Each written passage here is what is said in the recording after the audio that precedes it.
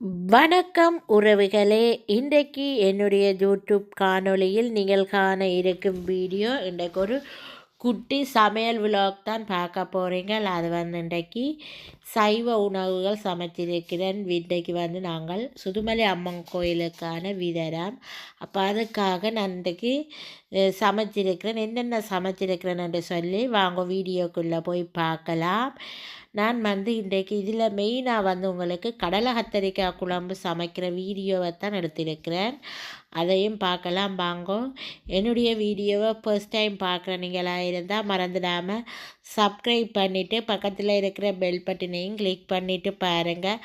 அப்போ தான் நான் போடுற வீடியோக்கள் எல்லாம் உங்களுக்கு உடனே நோட்டிஃபிகேஷனாக சேரும்.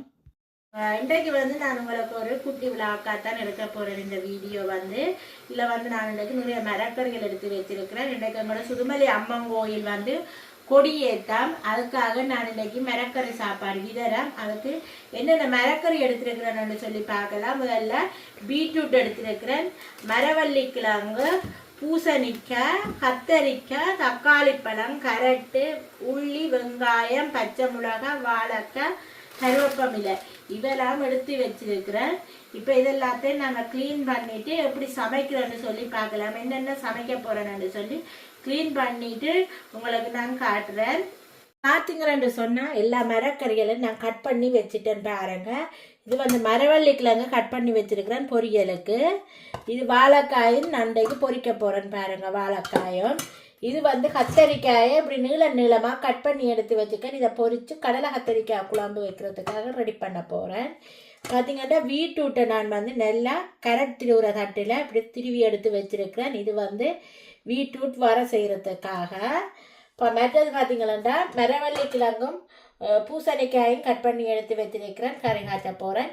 இப்போ எல்லாம் கட் பண்ணியாச்சு. இப்போ எப்படி சமைக்கிறோன்னு சொல்லி பார்க்கலாம். இதில் நான் எல்லா சமையலும் உங்களுக்கு சமைக்கிறது காட்டே இல்லை. கடலை கத்திரிக்காய் குழம்பு மட்டும் வைக்கிறது மட்டும் நான் இன்றைக்கு உங்களுக்கு காட்ட போகிறேன். இப்போ பார்க்கலாம் வாங்க. இப்போ பார்த்தீங்கன்னா எண்ணெய் நல்லா சூடு ஏறிட்டுது. இப்போ நாங்கள் இந்த கட் பண்ணி வச்சிருக்கிற கத்தரிக்காயை பொரிச்சு எடுக்க போகிறோம். இதெல்லாம் கத்தரிக்காய் தான் பொரிச்சு எடுக்க வேணும். என்னென்னா கடலை கத்தரிக்காய் குழம்புக்கு கத்தரிக்காய் தான் மெயினானது. இப்போ நாங்கள் போட்டு இதை பொரிச்சு எடுத்துட்டு பார்க்க இது நல்லா கோல்டன் ப்ரௌனாக வேணும் இந்த கத்தரிக்காய். அப்போ தான் எண்ணெயல் இல்லாமல் இருக்கும். நல்லா பொரிச்சிங்களன்னு சொன்னால் தான் கத்தரிக்காய் எண்ணெய் குடிக்காது. அரை பதத்தில் எடுத்தீங்களோன்னு சொன்னால் நிறைய எண்ணெய் குடிச்சிருக்கும். இப்போ இது நல்லா பொரியட்டுக்கும். இப்போ பார்த்தீங்களா கத்தரிக்காய் நல்லா கோல்டன் ப்ரௌன் ஆகிடுது பாருங்க. இப்படி வர வேணும் இந்த கத்தரிக்காய். இப்போ நாங்கள் இதை எடுத்துக்கொள்ளுவோம். எடுத்துட்டு இதே மாதிரியே எல்லா கத்தரிக்காயையும் நாங்கள் பொரிச்சு எடுப்போம்.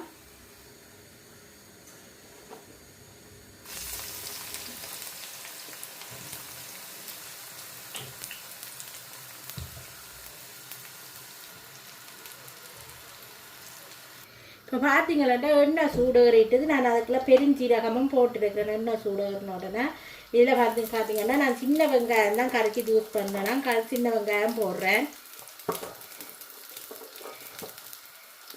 இந்த கடலை கத்தரிக்காய் குழம்பு யாழ்ப்பாணத்தில் ஒரு ஃபேமஸான கறி. என்னன்னு சொன்னால் எந்த கல்யாணம் இன்னொரு கொண்டாட்டத்துக்கும் இந்த கடலை கத்தரிக்காய் குழம்பு தான் அங்கே மெயினான ஒரு கறியாகவே இருக்கும். இப்போ இந்த வெங்காயம் நல்லா பொன்னிறமாக வதங்கட்டுக்கும். இப்போ வெங்காயம் வதங்கி கொண்டிருக்கே இதில் கொஞ்சமாக கருவேப்பிலை போட்டுக்கொள்ளலாம். கருவேப்பிலையை போட்டுட்டு நல்லா மிக்ஸ் பண்ணிடுங்க. இது மண்சட்டியில் சமைக்கிற வரையாக கொஞ்சம் லேட் ஆகும். மண்சட்டி நல்லா சூடு ஏறிட்டு போட்டால் குயிக்காக சமையல் முடிஞ்சிடும். நான் விதர நாட்களில் நான் கூடுதலாக மண்சட்டிலாம் சமைப்பேன். ஏன்னா விதரத்துக்கு மண் சட்டி எடுத்து வச்சிருக்கிறேன் சமையலுக்கு. இப்போ இது நல்லா வதங்கட்டுக்கும். இப்போ பார்த்தீங்கன்னு சொன்னால் வெங்காயம் நல்லா வதங்கிட்டுது. இப்போ இதில் எடுத்து வச்சிருக்கிற இந்த தக்காளி பழத்தையும் உள்ளியையும் நான் போட்டுக்கொள்ளுறேன்.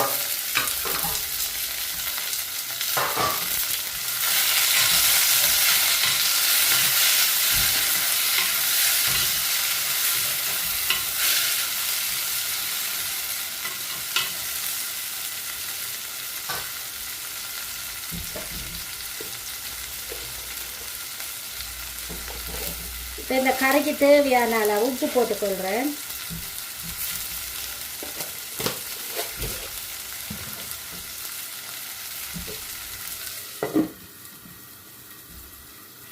இப்போ வந்து பார்த்தீங்கன்னா வெங்காயம் தக்காளி பழம் எல்லாம் வதங்கிட்டுது. இப்போ நாங்கள் இதுக்கு தேவையான அளவு தூள் போட்டு கொள்ளுவோம்.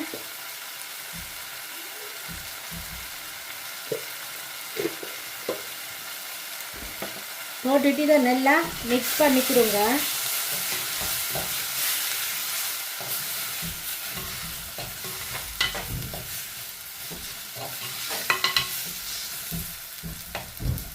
இதில் கொஞ்சமாக நான் தண்ணி விட்டு கொள்ளுறேன்.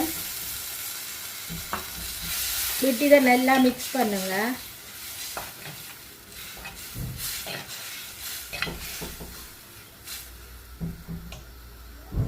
இப்போ இதில் வந்து நான் தேங்காய் பால் விட போகிறேன். நீங்கள் ஃப்ரெஷ்ஷான தேங்காய் இருந்தால் திருவி விடலாம். நான் வந்து டின்னில் இருக்கிற தேங்காய் பால்லாம் விட்டுக்கொள்கிறேன். இப்போ இதை வந்து நல்லா மிக்ஸ் பண்ணி கொடுங்க.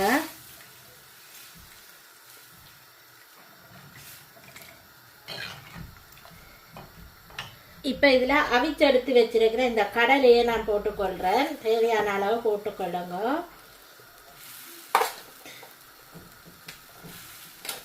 நான் கடலையை வந்து ஆல்ரெடி நைட் ஊற வச்சு விடிய ஒழும்பி கடலை வந்து நான் அவிச்செடுத்தேன்.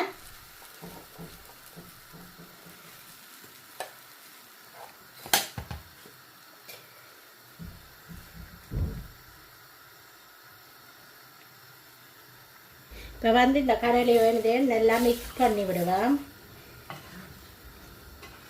மிக்ஸ் பண்ணிவிட்டு இப்படியே மூடி வையும் ஒரு 5 நிமிஷம். இப்போ வந்து இந்த கடலை கத்திரிக்காய் குழம்புக்கு தேவையான அளவு புளி விட்டு கொள்ளுறேன்.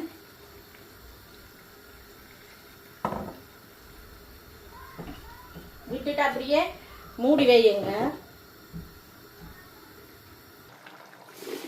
இப்போ வந்து நல்லா கறி கொதிச்சிட்டுது.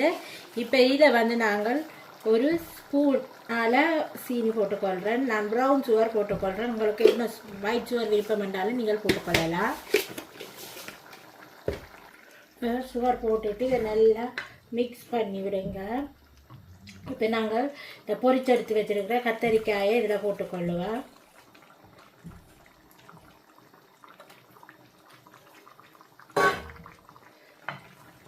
போட்டு இதை நல்லா மிக்ஸ் பண்ணிவிட்டு ஒரு 5 நிமிஷம் மூடி வையுங்க. மூடி வச்சுட்டு இறக்கினீங்களா சூப்பரான கடலை கத்தரிக்காய் குழம்பு வந்து ரெடி ஆகிடும்.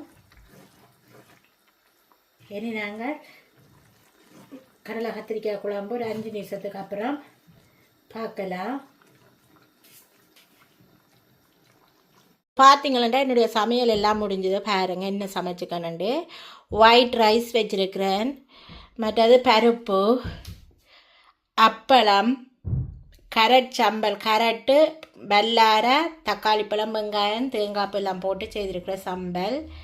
மற்றது இது வாழைக்காய் பொரியல், மரவள்ளி கிழங்கு பொரியல், பீட்ரூட்டு வரை. இது வந்து கிழங்கு பூசணிக்காய் வெள்ளைக்கறி வச்சுருக்கிறேன்.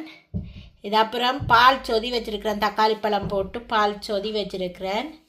இது வந்து கடலை கத்தரிக்காய் குழம்பு வச்சுருக்கிறேன். பாருங்கள் இப்படி வந்திருக்கேன் கடலை கத்தரிக்காய் குழம்பு. இவெல்லாம் தான் இன்றைக்கு நான் சமைச்ச சமையல். இப்போ வாங்க நாங்கள் சாப்பிடலாம். வாழை இலையில் வந்து சாப்பிட போகிறோம். வாங்கோ அதையும் பார்ப்போம்.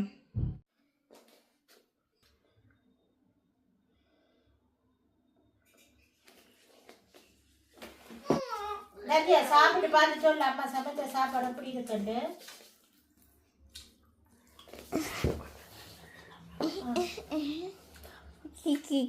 So my mom made veggie rice and curry. It tastes so good.